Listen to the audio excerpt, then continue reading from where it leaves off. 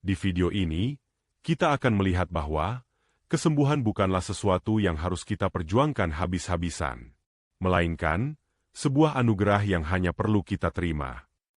Bagaimana wahyu tentang kasih Tuhan mengubah identitas dari seorang penderita epilepsi menjadi seorang saksi mukjizat Tuhan.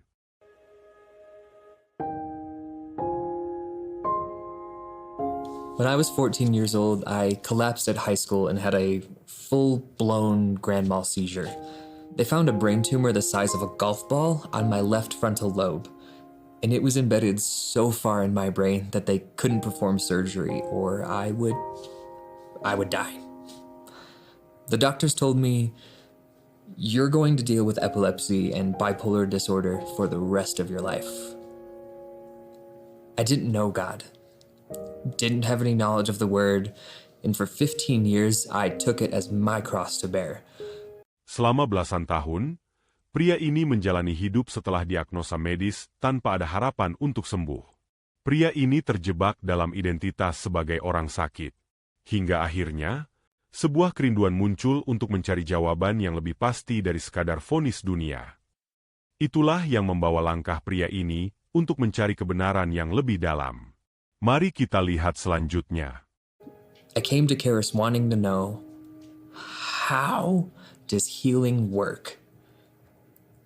During Mike and Carrie's Life Foundations course, they asked, "You know what? Ask God to show you how much He loves you." So I asked God, and I heard Him say, "This is our journey. Watch what happens." At healing school, I was working in the AV booth during worship, and while they were singing, I said, "Lord, I'm done. This has been my identity for 15 years, and I don't want it anymore."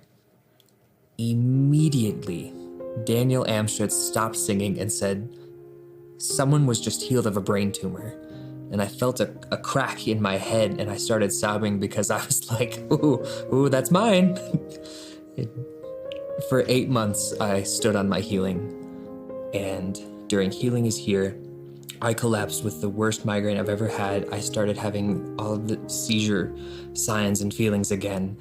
And when they took me to the hospital, I just remember sitting in the bed, talking with God and saying, "We said this was done, so what's happening? I don't want this anymore. It's already gone. Like, you know what? Give me the proof. Give me the CAT scan. Show me that it's gone." And when the doctor came back with the results, he said, "It's not there."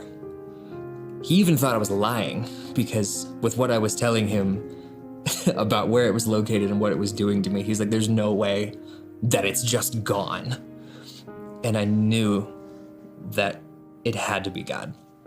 And now my kids will never have to see their father have a seizure.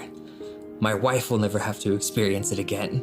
And now I can be the one that goes out and shows people that God's love is real, that God's healing is real, and that all we have to do is take it. It's a gift. There's no prerequisite other than to take the gift that God has given you. Kesaksian dari pria ini membuktikan bahwa ketika kita berhenti mengandalkan kekuatan sendiri dan hanya mengandalkan kasih-Nya, mukjizat itu pasti terjadi. Namun, mungkin Anda bertanya, bagaimana jika saya merasa tidak layak?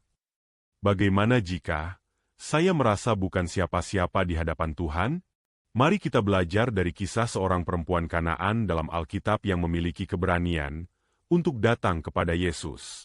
Meski ia merasa tidak memiliki hak, sebuah kisah ini mengingatkan kita bahwa kasih dan kesembuhannya tersedia bagi siapa saja yang mau datang dengan kerendahan hati. Kitab Matius pasal 15, ayat 21-28. Lalu Yesus pergi dari situ dan menyingkir ke daerah Tirus dan Sidon. Maka datanglah seorang perempuan Kanaan dari daerah itu dan berseru, "Kasihanilah aku, ya Tuhan, anak Daud, karena anakku perempuan kerasukan setan dan sangat menderita." Tetapi Yesus sama sekali tidak menjawabnya. Lalu murid-muridnya datang dan meminta kepadanya, "Suruhlah ia pergi, ia mengikuti kita," dengan berteriak-teriak. Yesus sama sekali tidak menjawabnya kepada perempuan Kanaan itu, karena ia bukan orang Yahudi atau seorang Israel. Yesus harus datang menggenapi firman-Nya terlebih dahulu kepada umat Israel, yaitu Dia datang untuk anak-anaknya. Jawab Yesus, "Aku diutus hanya kepada domba-domba yang hilang dari umat Israel." Tetapi perempuan itu mendekat dan menyembah Dia sambil berkata, "Tuhan, tolonglah aku." Perempuan Kanaan tahu bahwa dia bukan umat Israel. Yang dia inginkan hanya kesembuhan. Karena dia melihat bahwa umat Israel mempunyai Allah yang hidup, mempunyai seorang nabi yang sanggup mengadakan mujizat dalam segala hal. Perempuan Kanaan juga mengetahui bahwa dia bukan siapa-siapa, karena dibedakan.